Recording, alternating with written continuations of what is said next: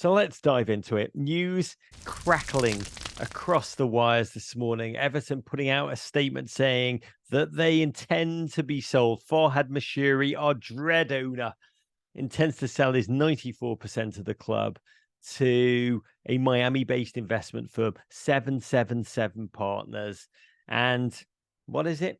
It's possibly the ultimate darkness. There is no end to this footballing nadir that we're experiencing together. Google 77 Partners, will you?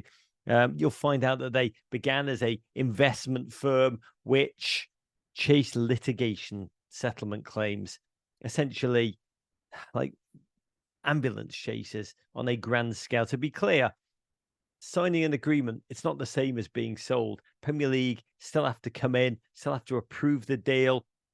But Everton fans, this is who we are now. 777.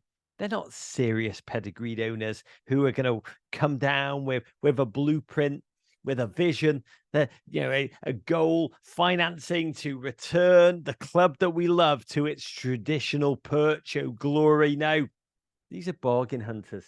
They are looking to acquire. It's what they've done. They're a multi-club owner, of which we will see, but their pattern is to swoop down and find and exploit distressed assets. And with losses of over $534 million over the past 5 years, and the Premier League about to rule in October upon Everton for perpetual breaches of financial fair play, that could honestly pretty well be our club motto right now, our club nickname, the ultimate footballing distress asset. That's what we are.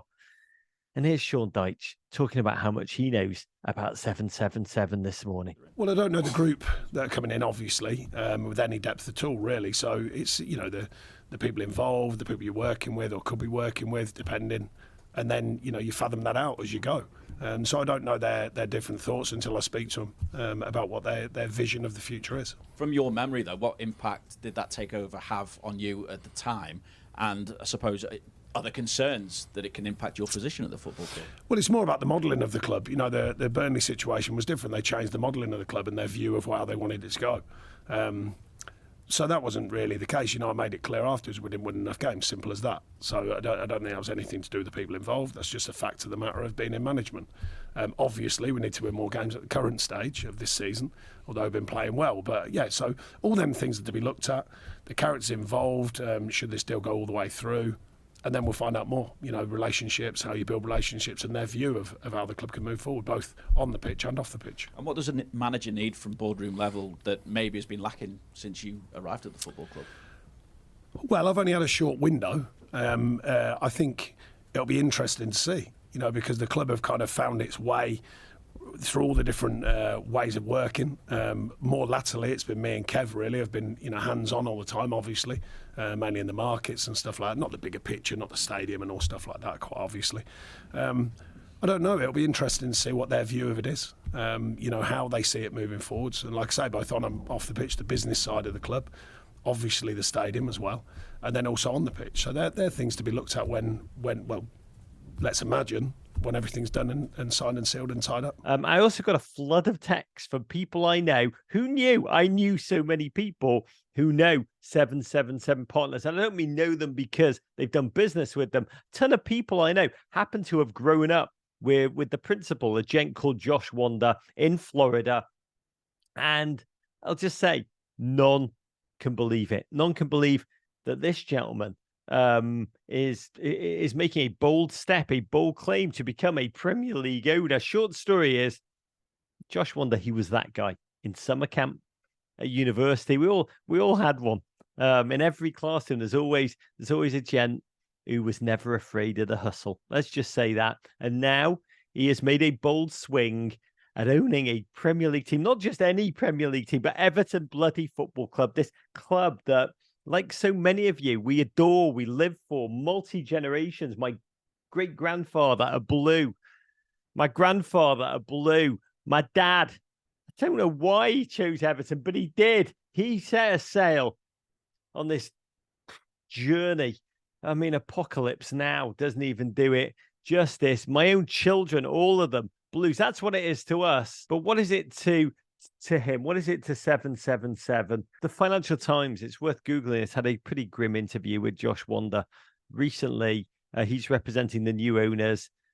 New owners. I mean, you can Google them. I think it was Josimar was the outlet who broke news really on who they are. Yes, the litany, the past of cocaine convictions, allegations of fraud, illegal loans, failure to pay bills littered across their past. The Guardian have also written upon it at great length. It's ugly. But in this interview, the Financial Times, they talk about why they're getting into football. They predict football is going to enter a period of hyper commercialization. I think we entered that period about 20 years ago. But the vision that they're painting is kind of one, or what I deduce to be one of Everton fans banking with Everton banking or buying their insurance through Everton Insurance. Anyone who has had to do what we've had to do, watch Michael Keane try and hold down the back on the regs. I probably file them.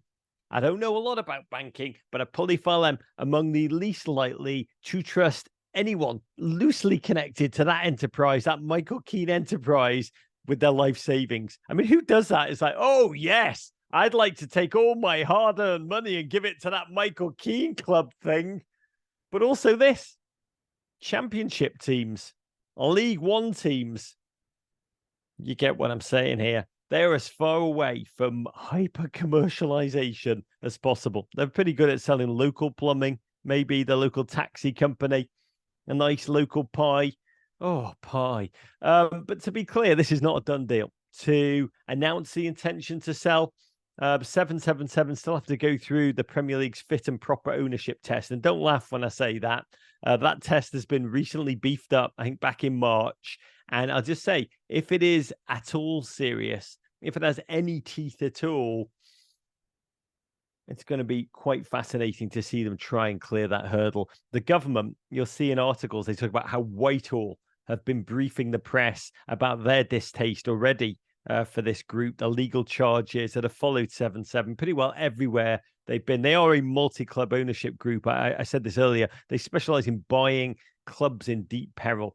And if you see their track record, just darkness pretty well follows everywhere they go. Speak to any Vasco da Gama fans, once great anyway, Brazilian club.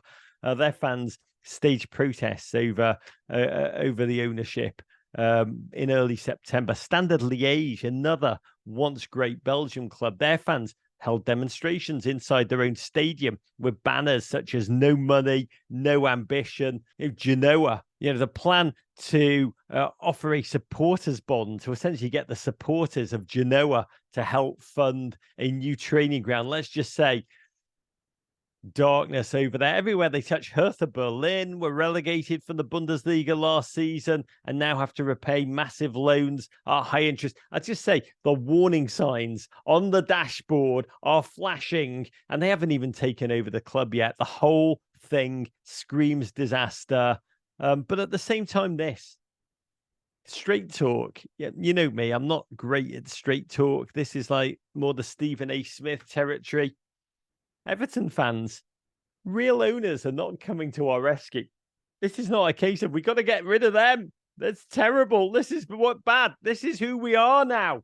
This is who we are. I've spoken to a number of real owners. This is what I can say of American investors who take themselves seriously, i.e. have lots of money, i.e. would like to invest it, i.e. look for wise investments. And I'll just say, they've looked at Everton's accounts. They've looked at Everton's book, and they've told me that what they see is so terrifying, so toxic, that essentially they were scared off for reputational reasons.